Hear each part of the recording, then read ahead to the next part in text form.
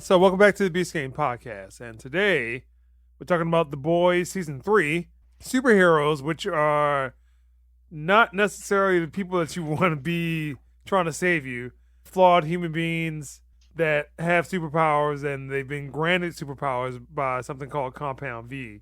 The fact is that there's one superhero who is the Superman equivalent that is a very twisted, demented superhero. And this season seems to focus on him pretty much. So, Matt, how do you feel about The Boys Season 3? Or at least the first 3 episodes. I loved it just when I was thinking that it just couldn't get any worse, couldn't get any more crazier. Areas where they couldn't have gotten any more cruder, it does. Apparently the screenwriting for this has been amazing. Humanizing characters, superheroes with flaws is one of its strengths, especially when it comes to, hey, that's what I was thinking, and then it happens. I don't know, the Ant-Man equivalent going and doing the reset. Termite, yeah, was absolutely ridiculous. I was like... Yeah, so, again, this is more of a not necessarily X-rated, but... that joint is X-rated, yeah. Very risque stuff, and it's also produced by Seth Rogen. So, it's a little twisted, but go ahead, man. It is amazing, I will say that. Everything from the character to understanding where the character's coming from, just to build up to where we are now from season 1, season 2, and just see the downfall of Homelander. I'm very excited, and it's couldn't have come at a better time as far as entertainment, things to watch between movies, video games, etc. This is just like the cherry on top of the ice cream. This is awesome. I can't wait. As it comes out every Friday. Yeah, this is just something for me to watch, and it's going to be pretty cool. All right, Keith. On point. It takes place like what, a year? I think about a year or so after the events of season 2. Yeah, because Huey said that it's been about a year since he last saw Butcher. They didn't waste any time getting right into it. Last season did take a while to ramp up.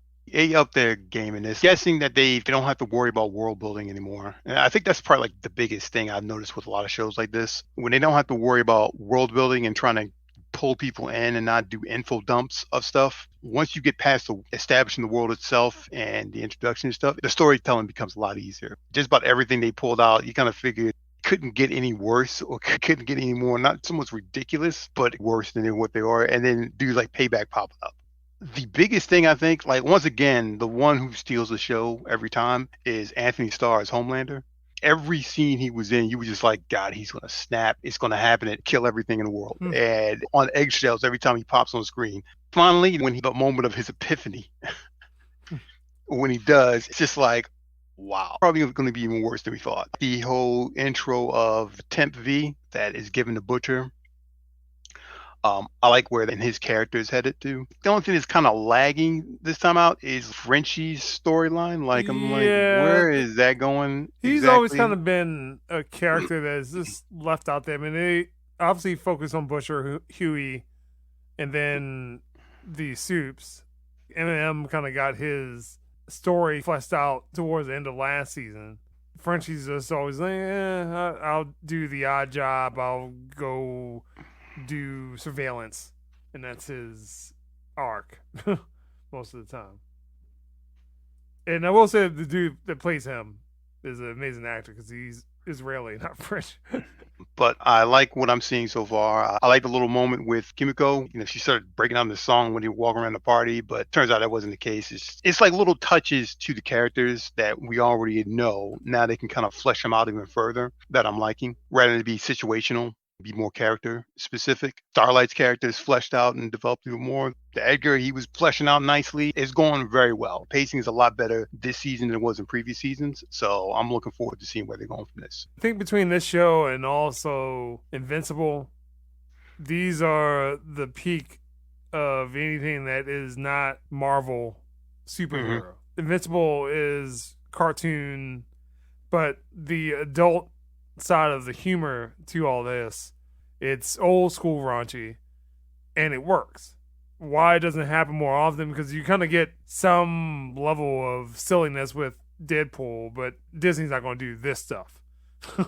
Mm-hmm. I watched the first episode, and again, the termite dude. What the hell? The termite dude just like, Oh, they just went there. Like, first of all, I understand this. He sneezed because he was all high on drugs and just. And there's a level of inventiveness to everything that's going on with this show. That's what I like the most. Then, like the deep, he was having sex, and then octopus just comes up to the glass. Oh yeah. Oh man. Where is this going? Like, whoa, this is like a weird sense of humor. It is working, particularly for this show. In the first season in Homeland, it just kind of had this Oedipus complex. Just like a little kid dreaming about his mom, the person that's in charge of.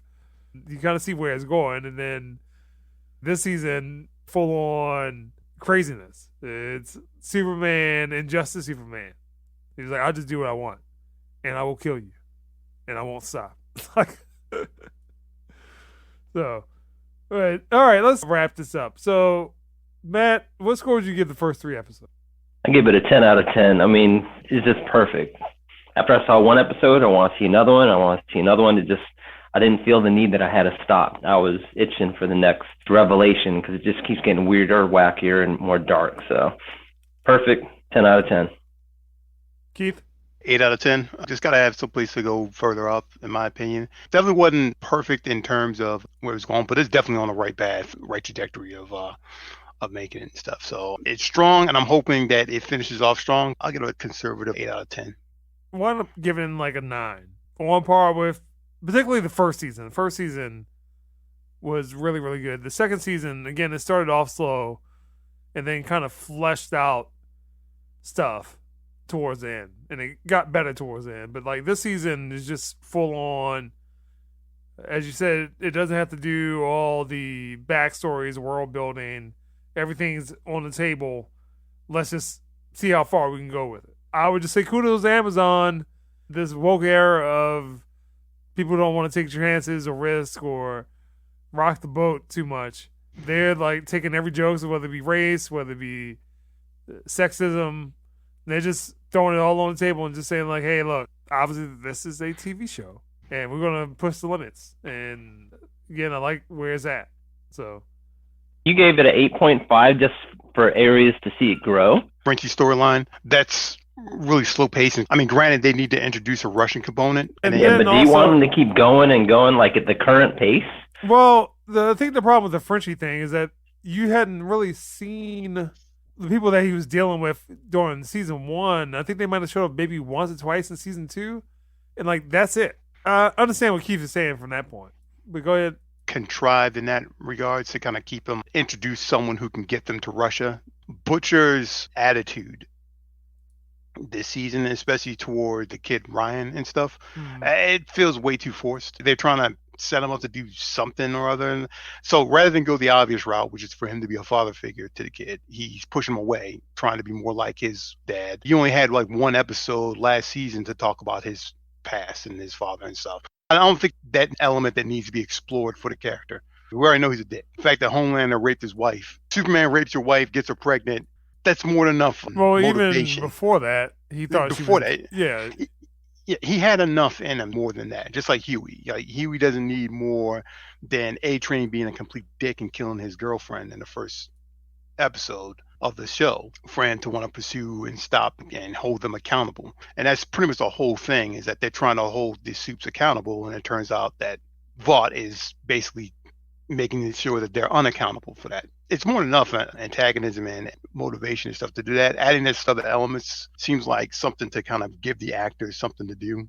I'll see how it pans out. It might pan out to be something good and then pay off well in the end, in which case, boom, gets a 10 out of 10.